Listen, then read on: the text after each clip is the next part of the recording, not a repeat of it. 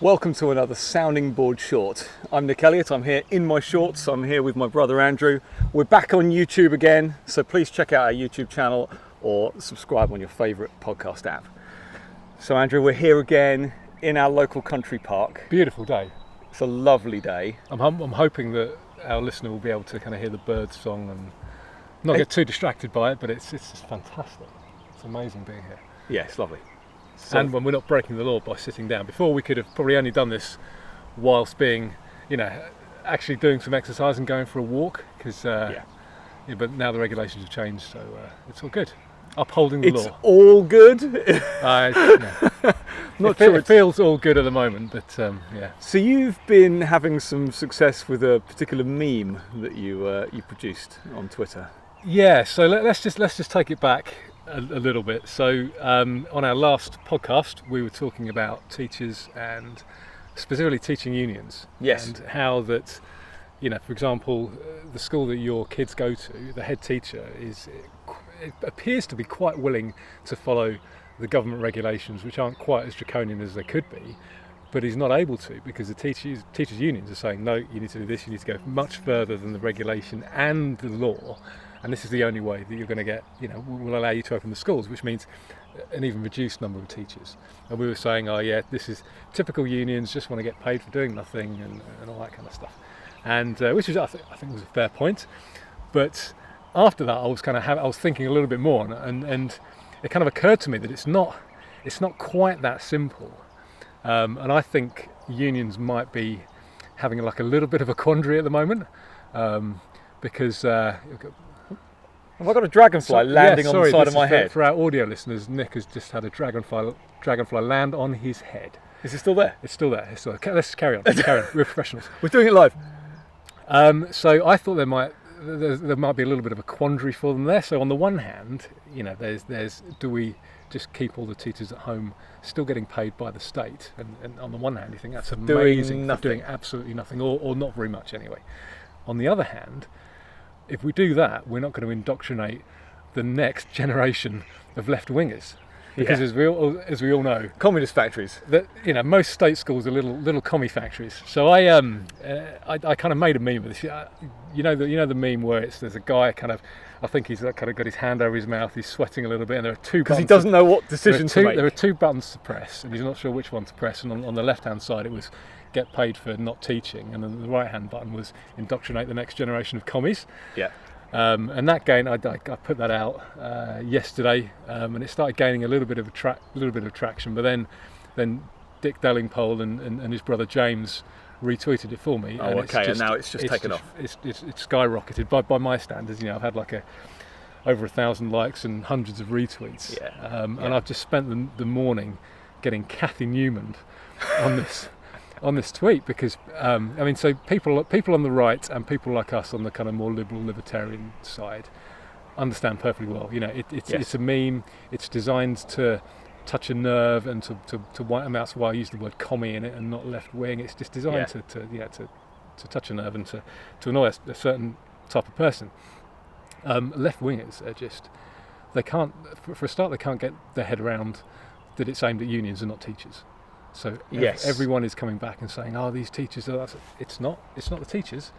Read the tweet again. Yeah. This is all about unions. So they're just struggling to comprehend that, really. I mean, it's done what it was designed to do, which is touch a nerve and to get people to think. Have you seen? Did we talk about the 5 tests that union has come up with? But they're not tests. No. I mean, one of the 5 tests is test or test. Testing. I think you'll find is the name of test number 3.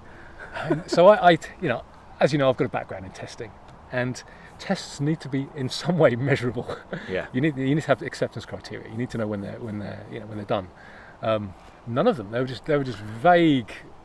Woolly. Unmeasurable. Woolly, I called them. I did a tweet saying, have you ever seen a set of woollier tests? There is no success criteria. They're purely subjective. And this is coming from teachers. These are people who are trying to get their students, supposedly, to be able to pass tests, to be able to pass exams. And these are the type of questions that they come up with. I've also seen this morning someone quoting the Cambridgeshire County Council. So we live in Peterborough, which is currently a unitary authority. Cambridge. No, look, I can't do it if you're sat right on my forehead. It's. He's talking to the dragonfly now. I'm gonna get through this. Cambridgeshire County Council, who are like our neighbouring council area, they're saying that the only way we're going to let the schools in our area open is if there is scientific evidence that proves that children will be safe if they do so. Now, it's all gone. Is it me, or is it all gone topsy-turvy? Well, so I made in terms of the burden of proof. That's exactly the tweet I put out, I think yesterday or the day before. And the burden of proof is suddenly on. You have, if you want your freedom back, you have to prove that it's 100% safe. Yes, that's the broader point, isn't it? Is that it's the curbs on freedom specifically. We were given very, very loose definitions of why the lockdown was necessary. In fact, I seem to remember it was about flattening a curve. It was, and it clearly has been flattened. We're clearly on the other side of that now. Yep. But this is time to move the goalposts. Well, so this is something I wanted to talk to you about as well. Do you remember back in, was it 2001 with the Iraq War, the second Iraq War? 2001, it's later than that, 2002, 3, I think, but yeah. Yeah. Oh, yeah, no. December the 11th. I was contracting. So September the 11th was 2001, but then the Iraq War started. I was contracting, so it must have been... 2002. 2000, no, I think it's 2003. Okay. I think it was... Afghanistan first, then it was Yeah. Anyway, so do you remember the goalposts moving all the time with that? Oh, definitely. Certainly in this country. The US, they kind of went, no, we're going to flatten them. That's just what we're going to do. But I specifically remember Blair as PM and the constant moving goalposts. Well, yeah, it was all about the UN resolution. He wouldn't even answer the question, what happens if you don't get the UN resolution? After a while, it was, well, we never needed the UN resolution. Yeah. No. We need a second resolution. Then we never needed. Of course, there was a second resolution. Then we never needed that. 45 minutes to launch. Yeah, weapons of mass destruction. At the end, it was, well, Saddam Hussein is a bad man. Yeah. And that's it. And the goalposts were moving all the time. This reminds me of that, in that first it's all about flattening the curve. We need to not overwhelm the NHS. Yeah. We've clearly got to the other side of the curve now. In fact, the Nightingale hospitals weren't needed. No, not at all. How much more spare capacity do we need before we acknowledge ventilators? Do you remember when that was a problem? Well, turns out they weren't. Well, worse. It turns out the ventilators are actually making people worse. Exactly. But of course, if you turn all of your patients over, make them prone, we talked about this in a previous edition, and that gives them more of a chance of living, then for the poor nurses on those wards, they just have these faceless patients. I'm not joking, that's what I've heard medical staff in the NHS whinge about, because they're tired. Okay, our heroes, they're getting a bit tired now. Not ignoring the fact that this is their job and that they chose to do this. Faceless patients. Because it's all about you, isn't it? So hang on. So they don't want to walk around a ward and see patients on their front so you can't see their faces, even though that's better for them medically. So it's better for them to see them choking to death, yes, than to be face down, living and surviving and getting through COVID-19. That's unbelievable. I didn't realise that. I mean, I've heard some stupid things in over the past few weeks, but that's unbelievable. A colleague of mine has said a friend of theirs lives next door to a doctor. Every Thursday at 8 o'clock, he's going outside and says, stop clapping. We're doing less work than normal. The hospitals are in. Please stop clapping. I was like, we need a video of this guy. Because that is the truth. Yeah, that's crazy. Just kind of rewinding a little bit. Can we just go back to the meme, or just memes in general? So one thing that I mean, it's been said a lot before that the left can't meme. Yes, that's a meme in and of itself, isn't it? It is. But this particular meme, and I've not been on Twitter or social media anywhere near as long as you have. But this one's been around for ages. This pressing the two buttons thing and being really distressed about not knowing which decision to take because they're both things that you want but seemingly are opposite. And it's that concept that the left don't seem to get in this type of meme. Yeah, they just don't seem to be able to meme themselves, and so obviously they are deliberately trying to misunderstand what I'm saying, or deliberately getting confused. Do you think it's deliberate? Well, that's what I'm not sure, and it's not like I could understand, because they're highly critical of what libertarians and what right wingers say. Yeah. But it's not like they're just doing it. So right wingers will be, for example, critical of the left, but they'll play the left at their own game well. Yes. The left aren't doing this. They're not being highly critical. No, they just shout, "You're evil," and also producing their own funny memes as well. Yeah. It just seems that they just don't get it at all, and I'm not sure why. I mean, they tend to be overly verbose, which isn't good in a meme. I mean, that's certainly true. They will use 50 words where one will do. But would you say the left are good at communication at all? Would you say there's just a general lack of that? Because there are those that are good at communicating. There are those that have distilled the message very simply and just get it out there. And I think actually that the right and liberals and libertarians are, I don't know, it's not just airtime. They're often not very good. They're often very apologetic for their views. There are things that the left are good at, which is framing stuff. Some of the left are good at simplifying stuff, but the majority are, I would say, overly verbose. But because they frame stuff in such a way, that if you're a compassionate person, you need to be on our side, etc., etc. The hard job is done, so they don't really need to communicate well, because people just generally think, well, I'm a kind, caring person, therefore I must be on the left. And do you think so? The job's done before they even really need to start communicating. Do you think as well, social media and Twitter in particular, and ignore the fact that it's very, very easy to create an outrage mob and to block and all of that stuff. The fact that it's only a certain number of characters, and so actually even if you do create a thread or tweet more than once, you're still quite limited. It's not like writing an essay. It's not like doing a long form podcast like we're doing now to discuss an issue. To get an argument across, it needs to be short, and so it suits the left far more, because to just say I'm nice, therefore this needs to be done, is far more simpler than having to, for example, point out something that is counterintuitive. Something that's counterintuitive needs some explanation. It needs some thought. And they play, I think, the left on their simplicity, saying, well, if it's that complicated, then it can't be right. Do you agree with that? Yeah, for sure, absolutely. And it's often their kind of profound solutions are, well, just leave it to the state. The government will do this, and you can say it in half a dozen words. You need to be compassionate. You need to live. We need to take profit out of X. So they're very good at that kind of thing, kind of framing it in such a way. Yeah. But they don't. There's no, like you say on Twitter, there's no room to kind of to walk through. No, and so what you're doing and what you're doing with replying to comments and things is an attempt at engagement, but it's not enough. In fact, it's definitely enough when you do 2 or 3 comments and then you just get blocked anyway because you found the flaw in their argument.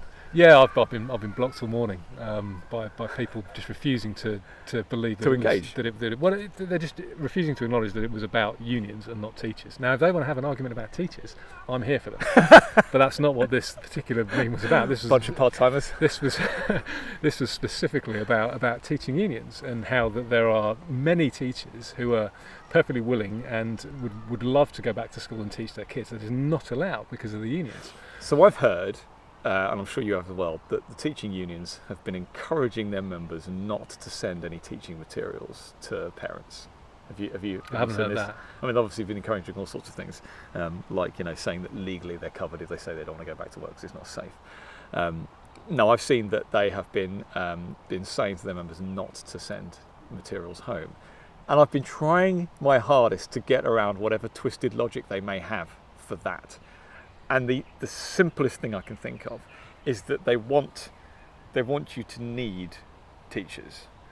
And so if it's just cut off completely, then you'll see that you need them to be in school, and that there's no possible way for you to teach them yourselves, and that we're the only ones that can set the work. We're the only ones who can actually teach your children. I don't believe that, but that's the best example, best reason I can give for it. Trying to put myself in their position. Can you think of any other reason why you'd say don't send any work? No, I think that's bang on. And have you seen some of the articles warning against homeschooling because they're starting to get worried now? No. Yeah, they've been, particularly in America, where parents are saying, it is more of a thing in America. You don't want to teach my kids? I'll teach my kids. Yeah. And there are warnings, and there are kind of now blog posts and articles about how homeschooling is bad, and we need to get our schools open, but we're not going to give you any work, and yeah, it's crazy. Yeah. So this is something I'm going to ask you. I'm just going to flip this back around from kind of being aimed at the left to aimed at us. So on the basis now that schools are often little Marxist factories. Yes. The fact that kids aren't going to school, good or a bad thing? Right. I think it's more complicated than that. Absolutely. But it's not all bad. Absolutely not. I cannot give a categoric yes or no on that, because it is based on the situation. But I can largely put them into some fairly broad categories, maybe even just two categories, because there are those where school is, and I can talk about the reasons why as well. School is their lifeline. School for these kids is where they get educated. It's where they see their friends. And it's where they learn to trade with each other, and they learn to cooperate. It's where they learn interaction. It's where they learn their social skills. And I'm saying that they don't get those things at home, much as I would like for them to do that. And I think part of the reason for them not getting that at home is because there is a feeling with a lot of people, a sizable chunk of the population, certainly of this country, that say, well, no, you learn at school. I'm not teaching you, because the teachers will teach you. That's for the school. So I'm not possibly going to tell. It ends when I pick you up from school. I have always been of the view that you'll go to school as well, and I'm the one that's going to teach you. You're going to learn some important stuff at school, but I'm going to make sure that you learn more out of school. And I'm going to make sure I'm there to undo any of the stuff that I don't like.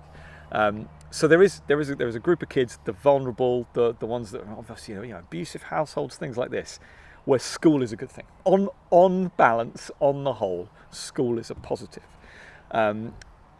But there are plenty of people I know who are embracing this time with their kids and teaching them and spending time with them. And I mean, just to use our personal example, I work full time. My wife, works part time, and we've had to rejig hours and stuff like that, so that we can have the kids at home for the whole time. But basically, my wife has been doing the homeschooling, even though, again, very early on, the school was very adamant to say this isn't homeschooling. They wanted it defined that you're not homeschooling, and we don't. Actually, they wrote it very well. So we're not expecting you to be teachers. It was a well-worded bit of communication. Don't put yourself under too much pressure, guys, was what they were saying, which I think was fair. We're now, week 8 we're starting now? Or, in fact, that's week 8. The lockdown, did the schools shut the week before? I can't remember, but anyway, we're 2 months in. And those who have been teaching their children have got used to it and have started to find new ways of engaging with them. I'm sure there are others, absolutely sure there are others, that are thoroughly bored by it, that are at the end of their tether, that they're not enjoying this at all, that they're not finding it fun, that they're trying to work at the same time and being on a Zoom call and they can't do it. But there's definitely a group of people that are able to do it, that enjoy doing it, and are now going, I can't imagine this going back the other way. Well, so this is what I'm hoping, if the lockdown carries on, and even if the lockdown is relaxed, if they kind of keep schools closed, and there's going to be at least a proportion of people who are going to enjoy homeschooling. And there are obviously things like interactions. Yes, and the lockdown stopping them from being able to see their friends. But this is the lockdown, different. And this is not schools closing. Yes. So I'm hoping that in time there'll be a group of people who will continue to homeschool, but then they'll meet up at lunchtimes and in the afternoons and have kind of, do outdoor activities. Like where we are here. They can have a lesson in a field, in a country park, 15 or 20 kids with their mums and dads all helping, Wouldn't that be amazing? And they would be indoctrinated. I joked with you after I think our last recording because I've been struggling with this concept of whether to send the kids back. Absolutely categorically not because of fear of the virus, but because of a genuine concern about the environment that they'd be going back into and it being damaging to their mental well-beings. And I think I said to you, I just think I want to just call up a load of parents and just say, right, send 15 kids over and I'll do it in my garden. And obviously that thought has been festering. I mean, we talk about things like this, and we talk about the summer holidays. Very early on, I remember thinking to myself, if this is that game changing, then the summer holiday won't be the summer holiday. And if we are closing the schools for a period of time, then we should just be kind of exchanging some of that time for the summer holidays. That's another thing I've tweeted. Have 3 weeks, have something like that at the end. That's another thing I tweeted, in that I haven't seen a single suggestion from teachers or teachers' unions that, okay, we're shutting schools now, but education is important. Let's have the summer holidays earlier, no. and then our 6 or 7 weeks that we get off, we'll teach them that. The summer holidays are only there because of the agrarian calendar anyway, aren't they? I mean, it's the summer holiday, the holiday layout in general on the school year is abysmal. It should be torn up and started again. I'm not saying that kids don't need breaks; they absolutely do, and you can tell when they get to a certain point they need a break. But they should be equalising these holidays. There's no need for one massive chunk over the summer. But no one has suggested, you know what, we've had lots of time off now, let's stop teaching for a while, let's give parents a break, and so you're going to have your summer holiday early, and then come June we'll work on through, and we'll have, like you say, 2 or 3 weeks. You'll have like an extra like Easter holiday. No, that's because their summer holiday is really, really quite high up their list of priorities. So maybe it's not all about the children. That's what I wanted to say to you. Is there, when you're talking about memes before, is there a meme, how do we create it, that plays on won't somebody think of the children? Because I joke about using the won't somebody think of the children argument, and it's not always about children. I use it to mean anyone you can think of that might need to be vulnerable. Yeah, exactly. Just a classic infantilization of people. And now it is about the children. Well, so I'm wondering if we can create one where some teacher puts his hand up and says, why don't we move the summer holidays earlier? And then someone else says, will people stop thinking of the children? Maybe, right, turn it on its head. Maybe that would work. And my alternative was, won't somebody think of the teachers? And so there's something there, isn't there? Yeah. Which just highlights just how ridiculous this is. Should we wind it up there? Yes, I think so. Thank you for watching and listening to Sounding Board. Now you can go to soundingboard.com. Any podcast app, I think we're basically on them all now. Yep. We're now back on YouTube again, so thanks for bearing with us, and we will see you again next time.